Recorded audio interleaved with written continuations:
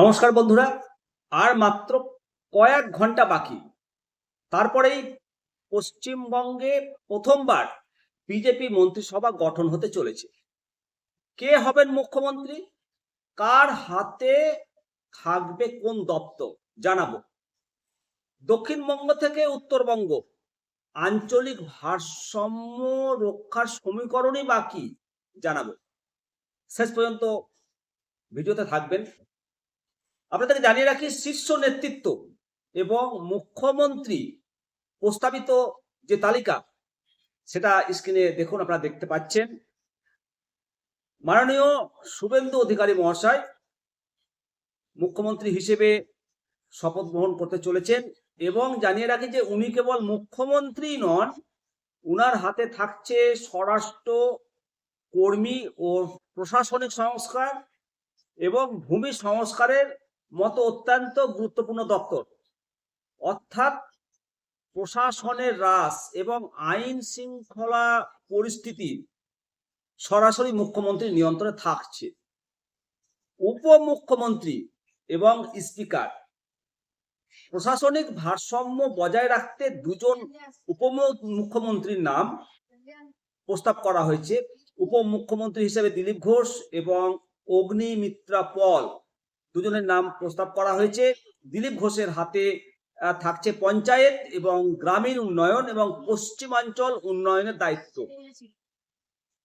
উপমুখ্যমন্ত্রী হিসেবে অগ্নিমিত্র পলের হাতে থাকছে, উনি সামলাবেন শিল্প, বাণিজ্য, উদ্যোগ এবং তথ্য প্রযুক্তির মতো আধুনিক দপ্তর। অন্যদিকে অভিজ্ঞ নেতা রাহুল সিনহাকে স্পিকার, তাপস রায়কে ডেপুটি স্পিকার হিসেবে দেখা যেতে পারে। গুরুত্বপূর্ণ দপ্তরগুলো বন্টন করা হয়েছে। অর্থ এবং পরিকল্পনা দপ্তরে অভিজ্ঞ স্বপন দাশগুপ্তের কাঁধে থাকছে রাজ্যের কোষাগারের দায়িত্ব। শিক্ষা বিভাগ, স্কুল এবং উচ্চশিক্ষার দায়িত্বে থাকছেন ডক্টর ইন্দ্রনীল খান এবং শঙ্কর ঘোষ। স্বাস্থ্য দপ্তর থাকছে গোপাল চন্দ্র সাহার হাতে। স্বাস্থ্য এবং পরিবার কল্যাণ দপ্তর থাকছে তাদের হাতে, গোপাল চন্দ্র সাহার হাতে। আর আইন এবং বিচার বিভাগ দুদে আইনজীবী কৌস্তব বাগচিকে সংসদীয় বিষয়ক এবং আইন ও বিচার বিভাগের দায়িত্ব দেওয়া হয়েছে। এবার উত্তরবঙ্গ উন্নয়ন, নিশ্চিত প্রামাণিক সামলাবেন উত্তরবঙ্গ উন্নয়নের সামগ্রিক উন্নয়নের কাজ। ক্রীড়া ও যুব দপ্তর প্রাক্তন ক্রিকেটার অশোক দিন্দা প্রত্যাশিতভাবেই ক্রীড়া দপ্তর উনি পাচ্ছেন। রাজনৈতিক শক্তি ও আঞ্চলিক ভারসাম্য, এই মন্ত্রিসভা গঠনের ক্ষেত্রে 7টি মূল পাওয়ার ব্লকের দিকে নজর দেওয়া হয়েছে। শুভেন্দু অধিকারী এবং দিলীপ ঘোষের শিবির, সাংগঠনিক শক্তির সমন্বয়।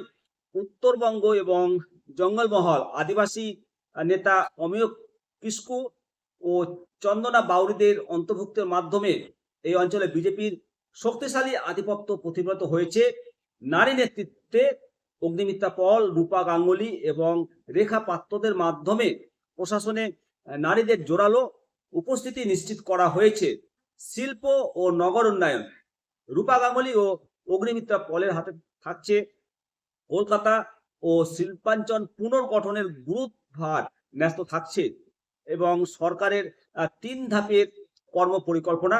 এটি প্রস্তাবিত সরকারের 3টি পর্যায়ে কাজ করার লক্ষ্যমাত্রা নিয়েছে। প্রথম পর্যায় প্রশাসনিক পরিচ্ছন্নতা আনা, দুর্নীতি দমন করে রাজ্যকে আইনের শাসন ফেরানো।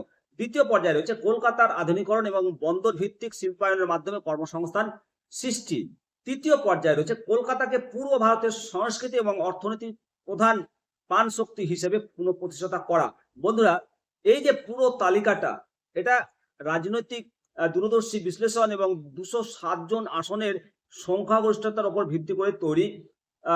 শিল্প পুনরুজ্জীবন থেকে শুরু করে গ্রামীণ আধুনিকরণ, এই মন্ত্রিসভা কি পারবে পশ্চিমবঙ্গের কয়েক দশক রাজনৈতিক যে অস্থিরতা এটা কাটাতে পারবে? আপনাদের মতামত অবশ্যই কমেন্ট সেকশনে করবে। আর ভিডিওটি ভালো লাগলে অবশ্যই বন্ধুদের মধ্যে শেয়ার করুন। সাবস্ক্রাইব করতে ভুলবেন না, বেশি বেশি করে শেয়ার করুন। চলুন সবাই মিলে বলি জয় শ্রীরাম, বন্দে মাতরম, ভারত মাতা কি জয়।